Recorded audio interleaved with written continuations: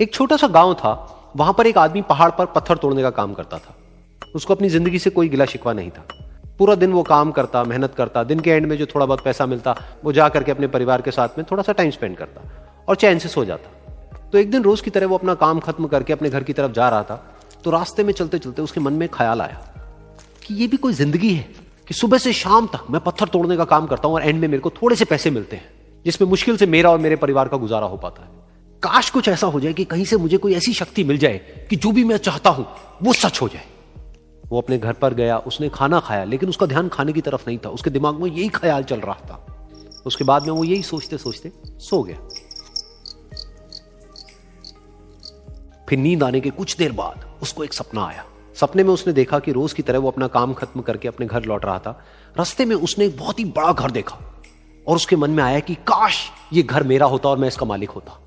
और उसके सोचते ही वो उस घर का मालिक बन गया। उसको यकीन ही नहीं हो रहा था कि जो उसने सोचा वो बन चुका है।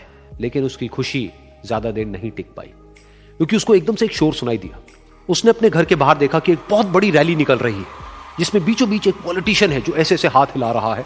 और वहां पर जितने भी लोग खड़े थे सब उसके नाम के नारे लगा रहे थे, उसके आगे हाथ जोड़ करके खड़े थे, सब उसको देखने के लिए तड़प रहे थे।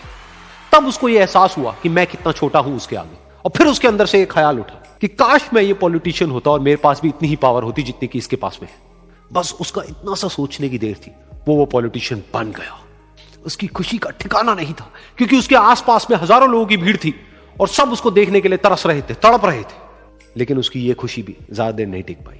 धूप बहुत ही तेज थी और उस पॉलिटिशियन को आदत नहीं थी इतनी गर्मी में रहने की। तो उस धूप की वजह से उसको चक्कर आ गए और वो बेहोश होकर के गिर गया। फिर उसको एहसास हुआ कि ये पॉलिटिशियन सबसे ताकतवर नहीं है, ये जो सूरज है ये सबसे ताकतवर है। और उसके मन में आया कि काश मैं ये सूरज बन जाऊं तो मेरे आगे कोई नहीं टिक पाएगा। और उसका इतना सा सोचने की देर थी और वो सूरज बन गया। और वो खुशी से पागल हो गया, क्योंकि पूरी दुनिया को वो ही रोशन कर रहा था और पूरी दुनिया में ऐसा कोई नहीं था जो कि उसकी रोशनी को रोक सके। लेकिन उसकी ये खुशी भी ज्यादा देर टिक नहीं पाई, क्योंकि कुछ ही देर बाद आसमान में कुछ काले बादल आए जिन्होंने कि सूरज की रोशनी को रोक दिया। फिर उसको यह एहसास हुआ कि इस दुनिया में ऐसा भी कोई है जिसमें दम है उसकी रोशनी को रोकने का। और उसके मन में एक ख्याल उठा कि काश मैं वो बादल बन जाऊं। और वो बादल बन गया और आसमान में उड़ने लगा। उसको ऐसा लगा कि मैं आसमान में उड़ रहा हूं और अब मैं जहां चाहे वहां जा सकता हूं। लेकिन कुछ देर बाद वहां पर एक बहुत तेज हवा का झोंका आया जो कि उन बादलों को उड़ा करके ले गया। अब फिर उसे ये समझ आया कि ये जो बादल है वो सूरज की रोशनी को तो रोक सकते हैं, लेकिन हवा को नहीं रोक सकते। ये हवा उनको बहा करके ले जाती है। फिर उसके मन में आया कि काश मैं ये हवा बन जाऊं। और वो हवा बन गया। हवा बनने के बाद में उसको अपने अंदर एक अलग ही ऊर्जा का अनुभव हुआ। वो चाहे तो आराम से बहता और चाहे तो आंधी बन करके, तूफान बन करके, जिसको भी चाहे उड़ा करके ले जाता। उसको ये विश्वास होने ही लगा था कि इस दुनिया में सबसे ज्यादा शक्तिशाली मैं हूं। लेकिन तभी उसके सामने आया एक पहाड़। उसने अपनी पूरी ताकत लगा दी, लेकिन उस पहाड़ को वो इतना सा भी नहीं हिला पाया।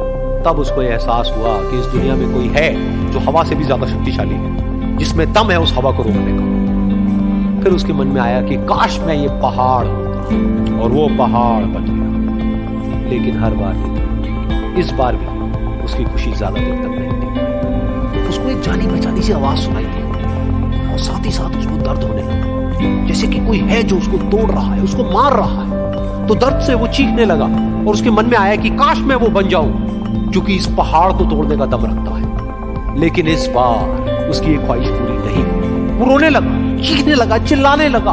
उसने अपनी पूरी जान लगा दी, लेकिन इस बार वो नहीं बन पाया। उसका दर्द बढ़ता ही चला जा रहा था और दर्द की वजह से एकदम से उसकी नींद खुली और सामने शीशा था। उसने शीशे में देखा और उसको समझ आया कि सपने में मैं वो क्यों नहीं बन पा रहा था जो मैं बनना चाहता था, क्योंकि असलियत में मैं वो ही हूं।